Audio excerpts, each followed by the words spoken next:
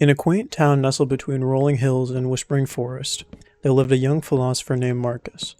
Marcus was known for his sharp intellect and relentless curiosity, especially when it came to nature of free will.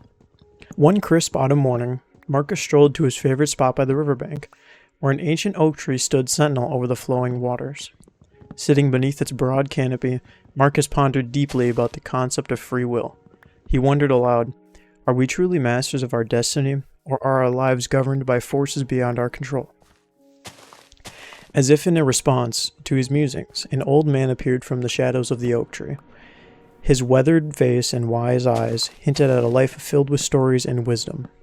Free will, young philosopher, is a paradox that has puzzled minds for centuries. The old man began settling himself beside Marcus. Marcus listened intensely as the old man continued. Some say our choices are predetermined by fate or by the laws of nature, while others argue that we have the power to shape our own paths. He paused, glancing at Marcus with a knowing smile. What do you believe, Marcus? Marcus considered the question thoughtfully. I want to believe that we are the masters of our fate, he said slowly, that every decision we make, big or small, shapes our future. The old man nodded approvingly. Ah, but consider this, he said, gesturing towards the river. The river flows freely, yet it is guided by the contours of the land it travels through. Can we truly claim to be free when our choices are shaped by our past experiences and the circumstances around us? Marcus frowned, grappling with the old man's wise words. But if our choices are merely reactions to our surroundings, then where does true freedom lie, he asked. The old man chuckled softly.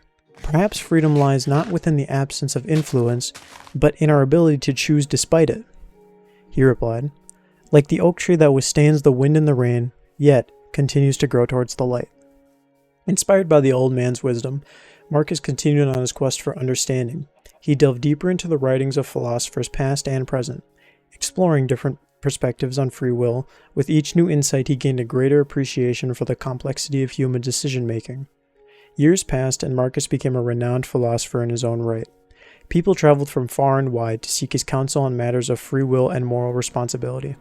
Yet he never forgot the old man by the riverbank, whose words had ignited his lifelong passion for understanding the nature of choice.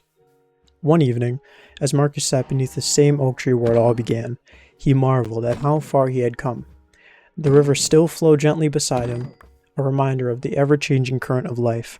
And though he had found no definitive answer to the question of free will, Marcus had come to realize that perhaps the beauty of it lay in the ongoing pursuit of understanding. As he gazed up at the stars twinkling overhead, Marcus couldn't help but smile, for that in that moment, beneath an ancient oak tree, he felt a profound sense of freedom. The freedom to question, the freedom to explore, and the freedom to embrace the mystery of what it means to be truly human. The idea of free will, debated for centuries, faces challenges when examined closely. Philosophically, determinism suggests that every event, including human action, is caused by prior events, leaving little room for true choice. Psychology shows that our subconscious often drives our decisions before we're aware of them consciously. Neuroscience reveals brain activity linked to our decisions can be detected before we realize we've made them, implying a set sequence rather than free choice. While we feel we make choices freely, these perspectives suggest our actions may be more influenced by factors beyond our immediate control. Consider a student deciding whether to study for an exam or hang out with friends.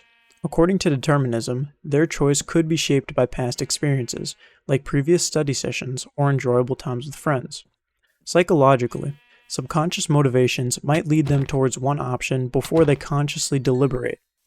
Neuroscientifically, brain activity related to their decisions may start before they consciously decide, suggesting a sequence where their brain decides before they feel they've made a choice. These viewpoints suggest that our decisions may be more influenced by past experiences and subconscious process than by pure free will. David Hume, a Scottish philosopher, said, "Reason is and ought only to be the slave of passions, can never pretend to any other office than to serve and obey them." This suggests that our decisions and actions are primarily driven by our passions or emotions, rather than pure rationality.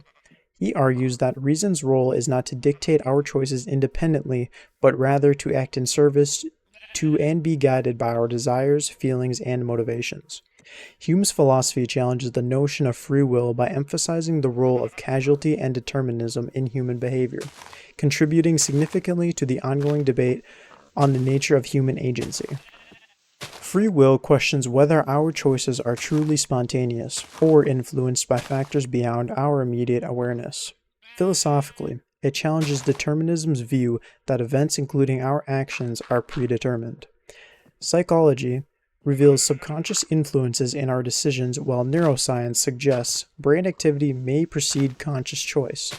Despite our belief in free will shaping our lives, its existence remains debated, reflecting a complex interaction of causality and human agency.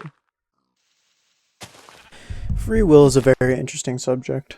I have a question for you though. Did you decide to click on this video, or did your prior experiences decide for you?